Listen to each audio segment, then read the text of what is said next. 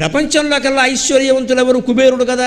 ఆ కుబేరుడు విష్ణుమూర్తి ఆలయానికి ఎందుకు వెడతారంటే బాకీ వసూలు చేసుకోవడానికి, శివుడు ఆలయానికి ఎందుకు వెడతారంటే డబ్బు అడగడానికి. ఈయన దగ్గర లేదు కుబేరుడు, ఐశ్వర్యం అంతా శివుడు ఇచ్చింది. మరి ఆయన బూడిద ఎందుకు పూసుకున్నాడు? ఈ ఐశ్వర్యం అంతా బూడిదే అని ఆయనకు బాగా తెలుసు. విష్ణుమూర్తి ఆయన దగ్గర బాకీ ఎందుకు తీసుకున్నాడు? ఎప్పటికీ తీర్చట్లా. నిజానికి విష్ణుమూర్తి తలుచుకుంటే కుబేరుడు బాకీ ఓ లెక్క అండి. ఎందుకు ఇస్తారో తెలుసా? అప్పు ఇవ్వడమో తప్పే, అప్పుడు తీసుకోవడమో తప్పే, తెలుసుకో అని చెప్పడానికి ఎప్పటికీ ఇవ్వడు ఆయన. ఆయన దగ్గర తీసుకున్నావు అది తప్పే, నాకు ఇచ్చావు అది తప్పే. అప్పు ఇవ్వద్దు, అప్పు తీసుకోవద్దు, రెండూ దెబ్బలే జీవితంలో. ఇది తెలియజేయడానికి కుబేరుడు గతి ఎలా అయింది. లేకపోతే విష్ణుమూర్తి బాకీ తీర్చకపోవడం ఏంటండి?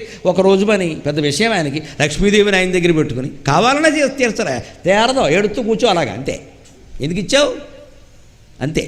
నీకు ఎవరికైనా అప్పు ఇచ్చామంటే ఇలాగే ఏడిపించింది అంటాడు. మన అప్పు ఇవ్వకూడదు, అప్పు చేయకూడదు. ఎందుకని? మనం బలహీనమైతే వాడు ఏడిపించుకుంది అంటాడు. ఈ రెండు పనులు మంచివి కావని చెప్పడానికే కుబేరుడు జీవితాన్ని ఈ రకంగా చిత్రించారు దాన్ని.